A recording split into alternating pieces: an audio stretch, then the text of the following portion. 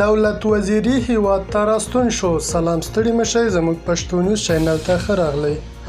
له افغان شخصیتونو سره د تماس کمیسیون د فعالیت په لړ کې د تیر حکومت د پوځ ویان دولت وزیري هیواد ته راستون شو. نوموړی خپل وطن ته په راتګ خوښي وښوده او له هیوادو د وتلو کسانو یې وغوښتل چې د منفي تبلیغاتو ښکار نه شي. خپل هیواد ته راستانه او په آرامه فضا کې ژوند وکړئ. مننه چې له موږ سره وئ. که زموږ ویډیو مو خوښ شوي، زموږ چینل در سره سبسکرایب کړئ.